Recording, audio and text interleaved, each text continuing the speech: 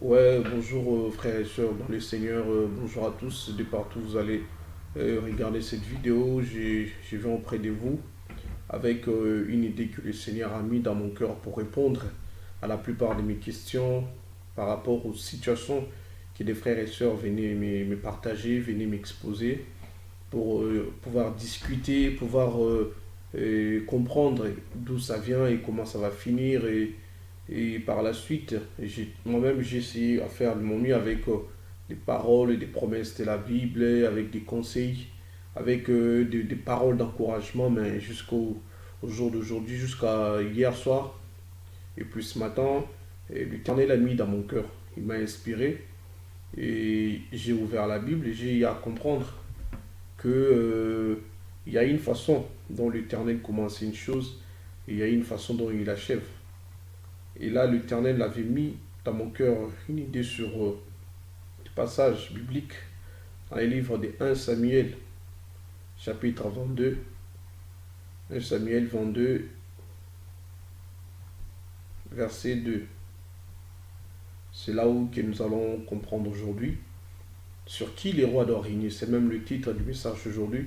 Sur qui les rois doivent régner en premier. Le roi David, c'est l'un des grands rois d'Israël, je peux même dire dans le monde. Parce que l'homme comme David, et l'homme que Dieu avait tellement de confiance, et l'homme que Dieu a appelé l'homme selon mon cœur, jusqu'à actuellement, après David, tu n'as plus appelé une personne comme ça. Donc David, c'est l'image de Jésus-Christ. Je dis ça par rapport à la façon dont l'Éternel m'a parlé de ces messages que nous allons lire. Le livre de 1 Samuel, chapitre 22, au verset 2. C'était David, il était en fuite. Il fuyait Saül après qu'il ait tué Goliath, après qu'il ait été oigné comme roi. Et Saül cherchait à le faire mourir. Saül cherchait à lui faire du mal parce qu'il avait vu déjà que c'était Dieu l'avait rejeté pour choisir David. Et là, il y avait une haine qui l'animait, qui était en lui. Il voulait faire du mal à David à tout prix. Il a rassemblé ses troupes pour aller à la rencontre de David.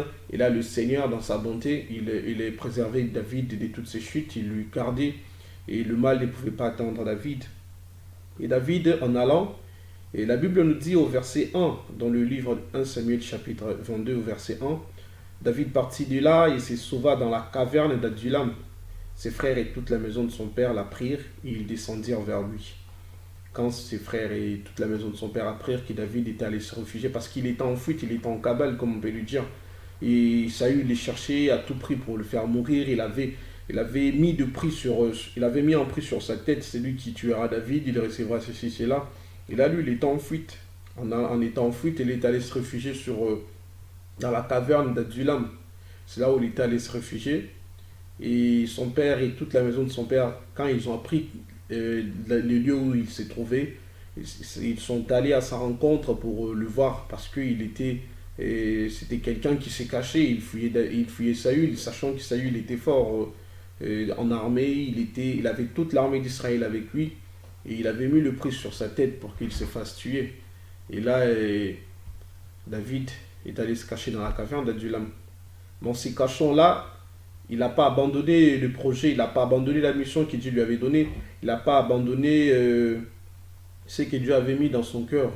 Dieu, quand il choisit une personne, même peu importe, tous tous les efforts que les gens fourniront pour arrêter la personne n'aboutiront à rien. Ça ne marchera jamais parce qu'on ne peut jamais lutter contre Dieu. Ce que Dieu a décidé finira toujours par s'accomplir. On voit ici que David, en allant s'est réfugié dans la caverne d'Adulam. Au verset 2, on nous dit tout ce qui s'est trouvé dans la détresse. Ça, ce sont des personnes qui sont venues vers lui. Tout ce qui s'est trouvé dans la détresse, qui avaient des créanciers ou qui étaient mécontents, se rassemblèrent auprès de lui et ils devinrent leurs chefs. Ainsi se joignirent à lui environ 400 hommes. Vous avez vu les groupes de gens qui étaient venus vers David pour se rassembler. On dit que c'est des gens qui s'est trouvés dans la détresse, des gens qui avaient des créanciers, des gens qui étaient mécontents. Là, c'est l'Éternel qui a mis ces textes dans mon cœur pour répondre aux frères et sœurs qui m'appelaient par rapport aux problèmes financiers, par rapport au mécontentement de la vie, par rapport à l'injustice qu'ils subissent, à la trahison, par rapport à l'angoisse, par rapport aux choses qu'ils n'arrivent pas à réaliser, surtout financièrement, même c'est là qui ne voient pas leur projet aller vers l'avant, il faut que les rois règnent sur eux. Les rois doivent régner sur ces groupes de gens, afin que les rois, quand ils vont entrer dans sa royauté, ces gens-là, ils vont aussi entrer avec lui dans la royauté. Parce que si vous voyez ces groupes de gens, je ne pense pas que David, quand il est devenu roi, il les a oubliés, non. C'était sur eux que David a régné en premier. C'était pas sur tout Israël, c'était pas sur les riches, c'était pas sur les militaires, c'était pas sur quelques groupes des élites du monde, non. C'était sur des gens qui s'étaient trouvés dans la détresse, des gens qui avaient des créanciers, des gens qui étaient mécontents. Ils sont venus se rassembler auprès de David. La Bible dit se rassembler auprès de lui. Et ils deviennent leur chef. C'est ça le premier règne de David, c'était sur ces genres de personnes. David devant leur chef. La Bible dit qu'ils deviennent leur chef. C'est eux qui ont dit que tu dois être notre chef. Ils sont venus vers lui parce qu'ils avaient trouvé en lui l'espoir. Ils sont venus vers lui parce qu'ils avaient vu en lui les potentiels. Ils avaient vu en lui l'espoir d'Israël et l'espoir de leur vie. Ils sont venus vers David parce qu'ils avaient vu en David le lendemain un futur assuré. Ils avaient vu en David un futur certain.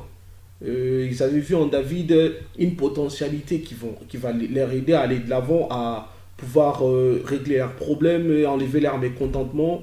Parce qu'en allant vers David, c'est comme quelqu'un qui est dans les ténèbres qui s'approche vers la lumière. Et ils ont désiré la lumière, ils sont allés vers la lumière. C'est un peu ce que la Bible veut nous dire. C'était des gens pauvres, des gens qui étaient mécontents, des gens qui n'arrivaient pas à payer leurs dettes, des gens qui étaient tristes. C'est un groupe de gens qui est venu se réfugier vers David pour que David puisse être leur chef, David puisse régner sur eux. Parce que David, ce n'est pas un homme qui a dit tu seras roi ou il était devenu roi par élection. Non, David est devenu roi par la parole de Dieu, par nomination de Dieu, par élévation de Dieu, par la grâce de Dieu. David est devenu roi par l'imposition de Dieu. Dieu l'a imposé. Dieu n'a pas laissé le peuple choisir, n'a pas laissé le peuple élire comme ce fut le cas avec d'autres rois, mais Dieu a placé David, il lui a imposé. David a été oint par Samuel. David était dans la brousse, il nourrissait, il paissait les animaux de son père jusqu'à ce que la grâce de Dieu vienne rencontrer son chemin. En devenant lui-même, lui qui était pauvre, il devint roi. Ces pauvres-là, ils ont vu en David quelqu'un qui les ressemblait. Quelqu'un qui était mécontent. Mécontent pourquoi? Parce que Saül cherchait à le faire mourir. Quelqu'un qui avait des difficultés dans la vie parce qu'il ne pouvait pas marcher comme tout le monde. David n'était pas libre. David n'était pas une personne qui avait la liberté constante. C'était quelqu'un qui allait des cavernes en caverne, qui allait se cacher par-ci par-là, jusqu'à ce qu'il vienne se cacher dans la caverne d'Adulam. Et ces gens, les gens qui avaient des difficultés à payer leurs dettes, les gens qui étaient dans la tristesse, les gens qui étaient mécontents, viennent jusqu'à ce qu'ils viennent vers David pour qu'il puisse régner sur eux. Ils sont venus et ils ont fait David leur chef, David devant leur chef, c'est comme ça que la Bible le dit. Et nous allons voir le même exemple de David, ça se répète avec notre Seigneur Jésus, quand il prêchait dans le temple des béatitudes. C'est pour faire voir que nous avons besoin, les pauvres, les gens qui sont dans la détresse, les gens qui sont dans la tristesse. Parce que la plupart des chrétiens, on se pose souvent la question de savoir, mais nous, étant chrétiens, pourquoi on est encore dans la tristesse, c'est pourquoi des difficultés nous arrivent, pourquoi des problèmes nous arrivent. Mais effectivement, ces problèmes-là nous arrivent pour que nous puissions aller vers le Seigneur, pour que nous puissions encore nous accrocher plus vers le Seigneur. Ces gens-là, en s'accrochant à David, je ne pense pas que David les a oubliés quand il a été établi roi, quand il est devenu officiellement roi, parce que là, il a régné sur eux, il était leur chef, mais il n'était pas encore officiellement roi d'Israël. Je ne pense pas qu'en devenant officiellement roi sur Israël, il a oublié ces groupes de personnes-là. Ces personnes-là, c'était des gens avec qui il a commencé sa royauté, les gens qui ont fait de lui un grand chef, qui lui ont fait sentir l'autorité, qui lui ont fait voir les signes qui vont l'accompagner jusqu'à devenir roi sur tout Israël. C'est ces groupes de gens-là qui étaient venus vers David. Et nous allons voir aussi notre Seigneur Jésus-Christ, le béatitude dans le livre de Matthieu chapitre 5, il dit « Heureux les pauvres en esprit, car le royaume des cieux est à eux. Heureux les affligés, car ils seront consolés. » C'est les affligés et les gens qui sont dans la tristesse, c'est les mêmes personnes. Heureux les débonneurs, car ils hériteront la terre. Heureux ceux qui ont faim et soif de la justice, car ils seront rassasiés. Heureux les miséricordieux, car ils obtiendront miséricorde. Heureux ceux qui ont le cœur pur, car ils verront Dieu. Jamais sur la liste des heureux ici, tu verras, heureux celui qui a des millions en banque, parce qu'il nous assistera dans le royaume des cieux. Jamais on a dit heureux celui-là qui a plein de voitures, heureux celui-là qui est ami avec qui que ce soit, heureux celui-là qui est influent dans le monde. Non, c'est les affligés, c'est les gens qui ont soif de la justice, c'est les gens qui subissent l'injustice dans le monde, c'est les gens qui sont dans la tristesse, les gens qui sont trahis si facilement par leurs prochains, les gens qui sont trahis tout le temps par leurs prochains, les gens qui subissent l'injustice dans ce monde, les gens qui subissent des difficultés. Ce sont ces groupes de personnes-là qui le bonheur de l'Éternel est réservé. Il les appelle qu'ils sont heureux. Ils sont heureux parce qu'ils bénéficieront de tout ce que l'Éternel leur a réservé. L'Éternel a réservé le bonheur pour ces groupes de gens-là. Je ne suis pas contre les personnes qui sont riches. Si, on peut être riche. Mais il faut voir que jamais la richesse pourra être un pont qui va nous accompagner pour entrer dans le royaume des cieux, soit pour vivre les bonheurs qu'on va hériter. Non. La richesse, c'est bien pour vivre riche aux yeux du monde. Étant riche et subvenir aux besoins, c'est bien. Mais il y a un groupe de gens, même actuellement dans le monde, il y a ces gens-là, les affligés. Il y a ces gens-là qui sont tristes. Il y a ces gens-là qui sont trahis. Ces gens-là qui n'arrivent pas à payer leurs dettes. Ces gens-là qui se voient être saisis de leur maison, de leurs biens matériels parce qu'ils n'arrivent pas à payer leurs dettes. Ces gens-là, le Seigneur les appelle vers lui. De la même façon que ces groupes de personnes qui étaient dans la tristesse, qui étaient mécontents, qui n'arrivaient pas à payer leurs dettes, sont allés vers David. Ils ont fait de David leur roi. Moi, j'inviterai aux frères et sœurs avec qui j'ai discuté tout au courant de la semaine d'aller vers le Seigneur, d'aller vers Jésus-Christ, d'aller vers lui, de faire de lui notre roi, qu'il puisse régner. Avant que le monde voie le règne de notre Seigneur Jésus, il faut d'abord qu'il règne sur des personnes qui sont affligées, qu'il règne sur des personnes qui subissent l'injustice, qu'il règne sur des personnes qui sont attristées, qu'il règne sur des personnes qui sont trahies, qu'il règne sur des personnes. Faisons de lui notre roi. De la même façon que ces groupes de gens avaient fait de David leur roi, faisons aussi de notre Seigneur Jésus-Christ notre roi. Parce que David, en entrant officiellement, en devenant officiellement roi sur Israël, je ne pense pas qu'il avait oublié ces gens. Je ne pense pas qu'il les avait oubliés. Il était avec eux parce que c'était eux. Le premier règne de David, c'était sur des personnes affligées, c'était sur des personnes qui étaient mécontentes, c'était sur des personnes tristes qui étaient là autour de David. Ils avaient vu l'espoir en David, ils avaient vu les potentiels en David, ils avaient vu la vue future en David.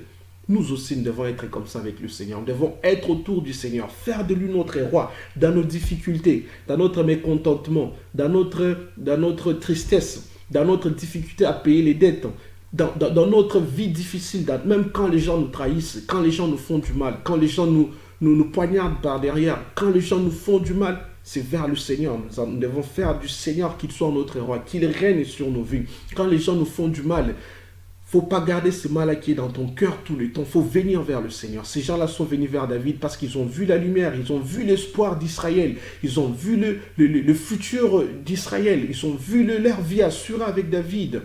C'est comme ça qu'ils sont venus vers David. Nous aussi, enfants de Dieu, les difficultés que nous rencontrons dans le monde, les problèmes que nous rencontrons dans le monde, les projets qui sont irréalisés, les problèmes que nous avons du mal à affronter, nous avons du mal à régler.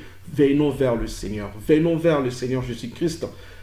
Faisons de lui notre roi, qu'il puisse être le seul roi qui va régner sur notre vie. De la même façon que ces groupes de personnes, David devant leur chef, faisons de Jésus-Christ aussi notre chef quand tu as des difficultés, quand tu es dans le tourment, quand tu es trahi par les gens, quand tu es haï de tous, quand tu es maltraité, quand tu subisses l'injustice.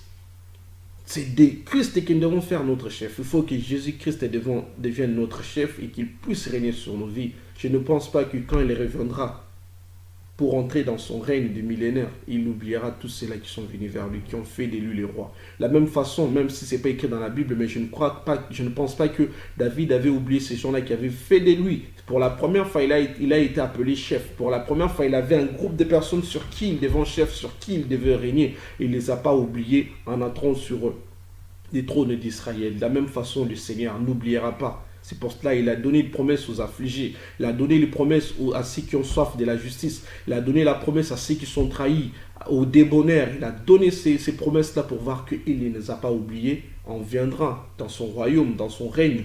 Il n'oubliera pas ces groupes de personnes. Merci beaucoup. Que ces messages soient une bénédiction dans le cœur d'un frère, d'une sœur.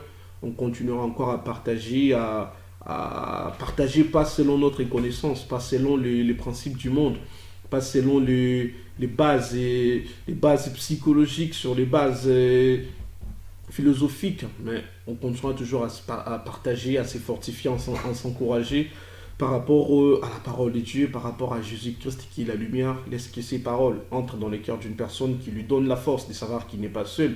Le Seigneur est là avec nous, il est toujours là avec nous, et dans son règne, nous entrerons nos difficultés, nos doutes, nos mécontentements, nos tristesses, toutes ces choses-là. Les rois, faisons de Jésus-Christ qu'il puisse régner dans nos vies, et quand il rentrera dans son royaume, il ne nous oubliera pas. Merci beaucoup, que Dieu vous bénisse.